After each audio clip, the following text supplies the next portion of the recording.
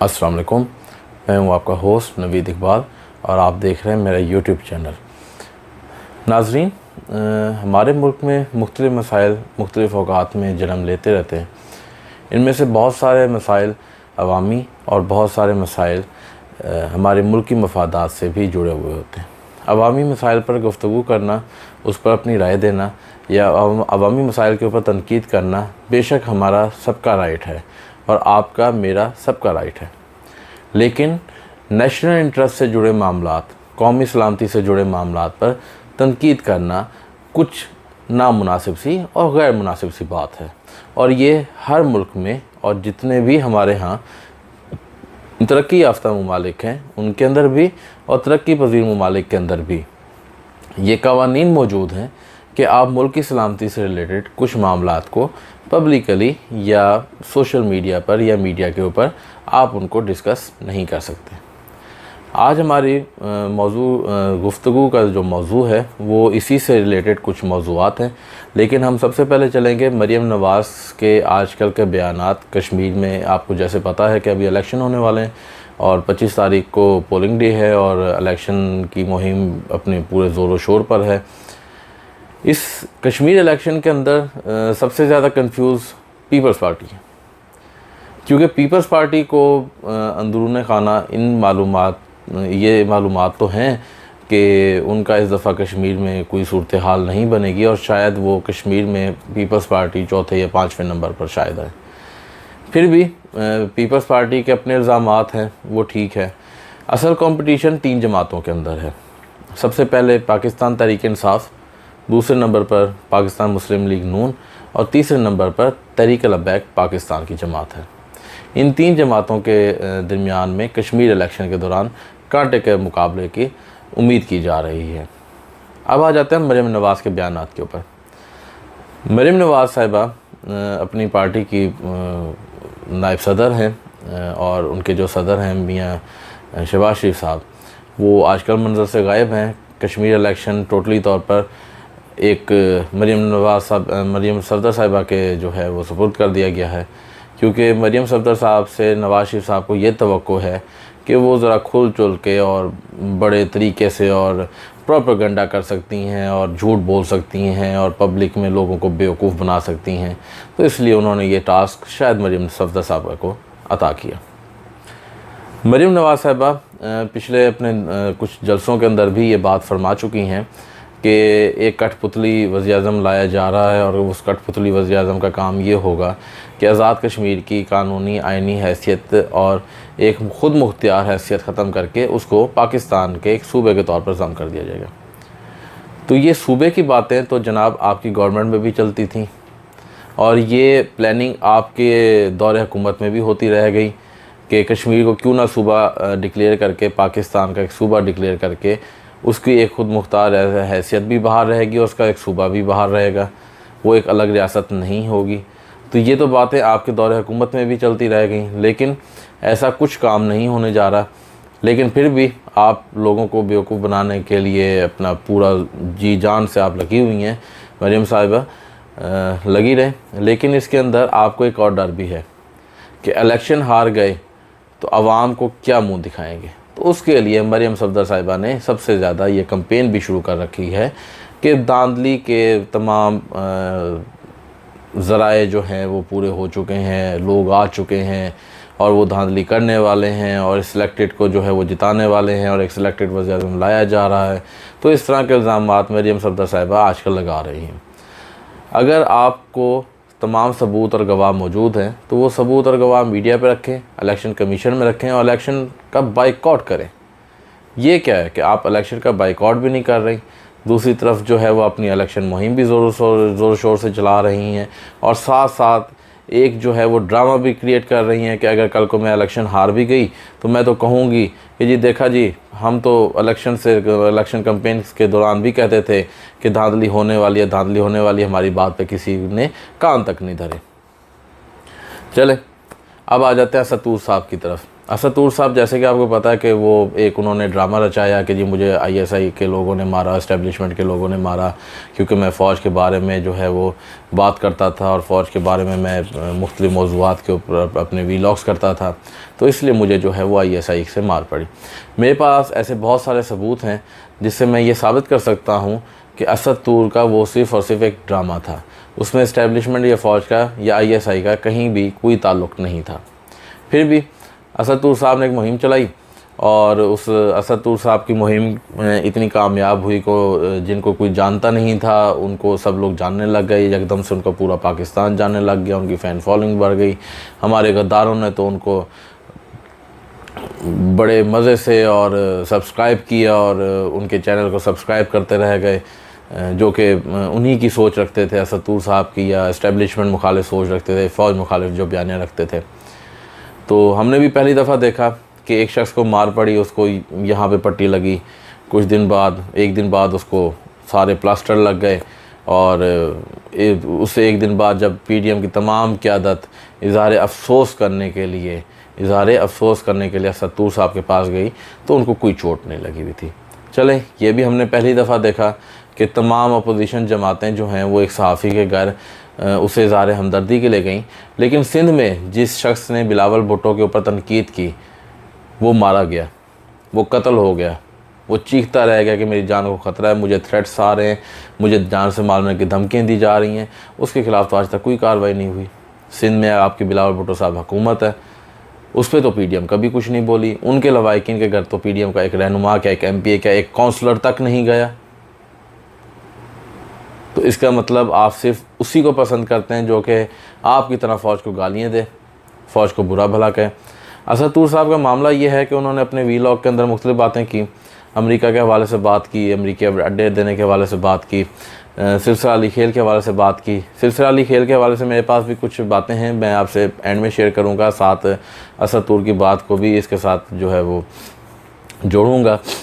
लेकिन अभी हम आ जाते हैं असद तूर साहब के ऊपर। असद तूर साहब ने अपने वीलॉग के अंदर ये फरमाया, हालांकि वो उनको अभी भी सुकून नहीं आया कि वो एक बहुत बड़े साफ़ी का बेड़ा गर्क करने के बावजूद भी हामिद मीर का, उसको फिर भी सुकून नहीं आया असद तूर का, और शायद पूरी साफ़ी बरादरी का बेड़ा गर्क करना चाहते हैं। चलें, उनकी मर्ज़ी है। मैं कुछ हक़ाइक़ असद तूर साहब के लिए बयान फरमा देता हूँ। असद तूर साहब खुश होने की कोई ज़रूरत नहीं है आपको। आपने अपने वीलॉग में कहा, मैंने लिंक डिस्क्रिप्शन में दे दिया है, मेरे नाज़रीन पब्लिक जो भी देखने वाले हैं वो ये देख सकते हैं, लिंक डिस्क्रिप्शन के अंदर मौजूद है। आपकी वीडियो भी मेरे बैकग्राउंड में चल रही है, ये कुछ वीलॉग है, डिस्क्रिप्शन के अंदर लिंक मौजूद है। आपने कहा कि चीन नाराज़ हो गया, चीन गुस्सा हो गया, बस बम धमाका हो गया, हमने मिसगाइड किया, सब कुछ किया। जनाब, जब भी ऐसा कोई वाक़या होता है ना, तो उसके अंदर जो फर्स्ट इन्फॉर्मेशन होती है, जो पहली इन्फॉर्मेशन होती है, वो फ़ॉरेन ऑफिस ने दी, और फ़ॉरेन ऑफिस ने उसको फाइनल स्टेटमेंट नहीं कहा। पहली जो इन्फॉर्मेशन आई और जो बनती थी वो उन्होंने दी कि हमें लगता है कि ये गैस ब्लास्ट है। वज़ारत दाखिला ने भी यही कहा, शेख रशीद अहमद ने भी यही कहा। इसलिए थोड़ा सा पढ़ लिख के आया करें, इस्टेब्लिशमेंट के बुक्स में या इमरान खान के बुक्स में जो है ना वो नींद से उठ के ना शुरू हो जाया करें, काइंडली थोड़ा सा पढ़ के लिख के आया करें। और ये जो प्रोजेक्ट है दासू डैम का, ये सीपैक अथॉरिटी के अंदर नहीं है, ना ये सीपैक का हिस्सा है। फिर भी वो मीटिंग कैंसिल हुई, कुछ सिक्योरिटी वजूहात की बिना पर कैंसिल हुई। वीडियो लिंक पर होनी थी, लेकिन इसी वजह से कुछ कैंसिल हुई कि चीन चाह रहा था कि इस हमले से रिलेटेड जो लोग हैं उनके ख़िलाफ़ कार्रवाई की जाए। और चीन को भी मालूम है कि ये हमला किन लोगों ने किया, आपको भी मालूम है, मुझे भी मालूम है। लेकिन आप इस टाइम एंटी इस्टेब्लिशमेंट जो लोग हैं और हमारे मुल्क दुश्मन जो एजेंसी हैं, उनकी तनख्वाह पे पलने वाले आप कुत्ते हो, तो आप ये काम कर सकते हो। और माज़रत मैं आपको कुत्ता इसलिए कह रहा हूँ कि अभी आपने इसी वीलॉग के अंदर, ये जिसका डिस्क्रिप्शन मैंने दिया हुआ इसी वीलॉग के अंदर, आपने भी जज्बात में कुछ शरीफ लोगों को यही अलकाबात से नवाजा है। हालांकि वो बेचारे जो भी हैं, जिनके भी हैं बच्चे हैं, खैर हर किसी की अपनी अपनी एक फ़ैन फॉलोइंग होती है, हर जमात के अपने एक सोशल मीडिया सेल है। इसी तरह तरीके इंसाफ का भी है, वो अपने उनका सोशल मीडिया सेल जो है वो अपनी जमात को डिफेंड करता है, लेकिन उनको ऐसे अलकाबात से नवाजना मेरे ख्याल में नामुनासिब है। और उन बेचारों को तो शायद कसूर भी ना हो, वो तो तनख्वाह पर हैं। लेकिन आप तो तनख्वाह किसकी ले रहे हैं? आप तो गैर मुल्की एजेंसी से तनख्वाह ले रहे हैं। आप इस्टेब्लिशमेंट मुखालिफ जमातों से तनख्वाह ले रहे हैं, उनसे पैसे लेके आप उनके कहने पे जो मर्ज़ी आप कहते हैं नाचते हैं उनकी आपने जो है वो कलम को अपना कोठा बनाया हुआ है, पैसे लेते हैं और उसकी नोक पे नाचें। जैसे अभी आपने अपने वीलॉग के अंदर कहा कि अमेरिका ने जो है वो डांट पिला दी हमें कि अमेरिका ने अड्डे देने की बात ही नहीं की, अमेरिका ने तो अड्डे देने का कुछ कहा ही नहीं। और हमारे जो है वो इमरान खान साहब की गवर्नमेंट के लोगों ने, इमरान खान साहब ने एक हाइक क्रिएट की, र्यूमर्स क्रिएट की ताकि अपने आप को बहुत अच्छा दिखा सकें कि जी देखें हम अमेरिका के ख़िलाफ़ स्टैंड कर रहे हैं। तो जनाब ये हाइक क्रिएट माज़रत के साथ इमरान खान या हुकूमती वज़रा की तरफ से नहीं की गई। ये जो लोग आपके घर इज़हार हमदर्दी के लिए आए थे ना, उनकी बारी बारी मैं आपको बता देता हूँ।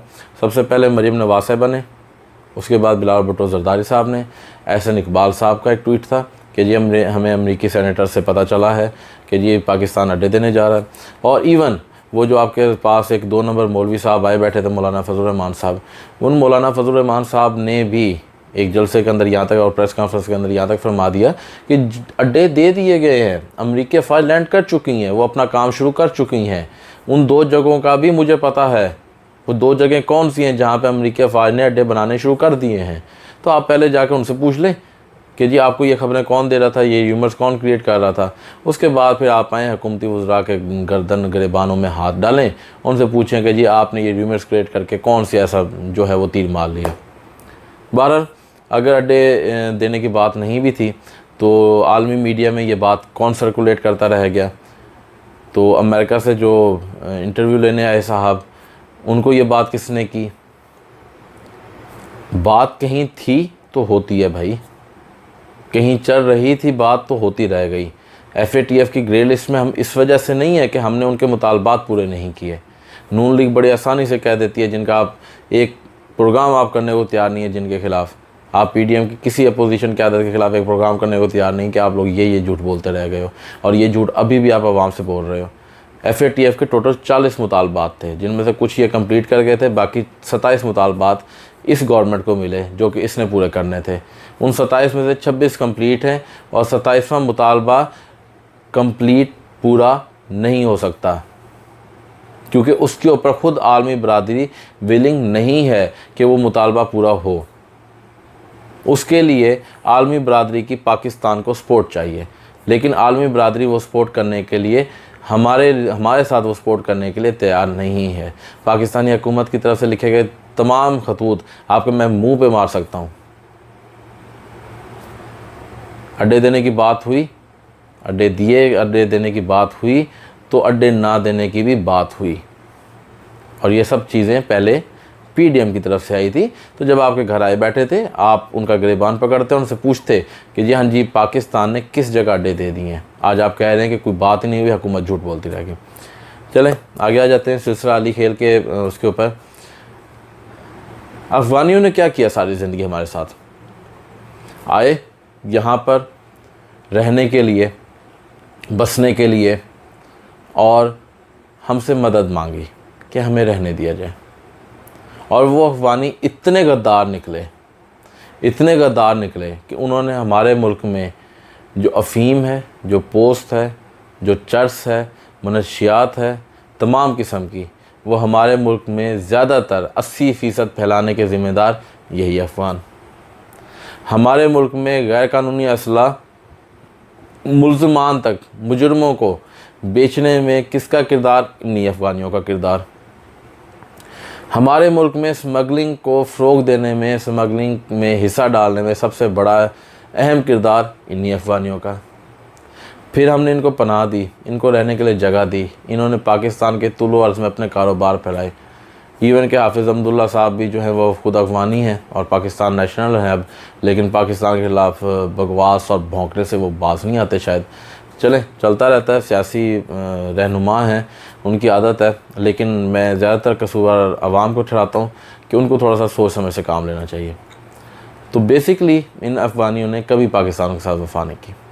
अब ये अफ़गान हुकूमत है, एक तरफ पाँव पड़ती है पाकिस्तान के हमें बचाओ, एक तरफ पाँव पड़ती है अमेरिका के हमें बचाओ तालिबान से, दूसरी तरफ इंडिया के साथ मिलकर पाकिस्तान के ख़िलाफ़ ही साजिशें रचने में यही अफ़गान हुकूमत मुलव्वस है। इसकी NDS, इसकी बनाई हुई NDS पाकिस्तान में लातादाद हमले करवाने में मुलव्वस रही। इवन कि इनके अब जो सिक्योरिटी एडवाइज़र हैं, नेशनल सिक्योरिटी एडवाइज़र, वो पाकिस्तान को एक चकले तक का दर्जा दे चुके हैं। अभी भी हम इनसे भले की तवक्को रखें। एक लड़की पैदल एक हाई सिक्योरिटी एरिया से, एक एम्बेसी से पैदल कैसे निकली? वहाँ की सिक्योरिटी, वहाँ का स्टाफ कहाँ था? फिर वो पैदल निकली, खड्डा मार्केट तक गई। खड्डा मार्केट में जाके उसने कहा जी कि मैं शॉपिंग करूँगी। उसके पहले दिन के बयान सुन लें। 16 को वाक़या हुआ, 17 को वो बयान दे रही है मैं ब्लू एरिया में शॉपिंग के लिए गई, 1:45 बजे का टाइम था। वहाँ से मुझे अगवा किया गया और फिर मुझे दामन को फेंक दिया गया। बस डेट्स इट। ये उसकी टोटल स्टोरी थी। ना इसकी चीज़ की FIR कराई गई, ना इसकी चीज़ की रिपोर्ट कराई गई। वो 16 तारीख का पूरा दिन गुजार दिया गया। शाम को बच्ची 7-8 बजे घर थी, लेकिन फिर भी किसी किस्म की रिपोर्ट नहीं कराई गई और ये इशू इंटरनेशनल मीडिया पर उछाला गया, रिपोर्ट किया गया। एम्बेसी की तरफ से डायरेक्टली हुकाम को आगाह नहीं किया गया। अब आ जाते हैं उस लड़की के ऊपर।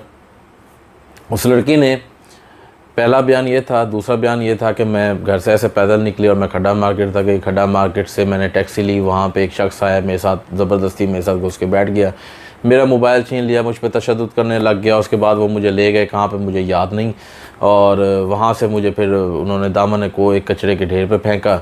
वहाँ पे मैंने टैक्सी करवाई। टैक्सी करवा के मैं F9 पार गई। मैंने वालिद के कुलीग को फ़ोन किया, फ़ोन करके उनको बुलाया। हम लोग हॉस्पिटल गए। हॉस्पिटल में जाकर अपना ट्रीटमेंट करवाया, मेडिकल करवाया, जिसमें तशद्दुद साबित हुआ और हम फिर एम्बेसी चले गए। ये उसकी दूसरे दिन की स्टोरी।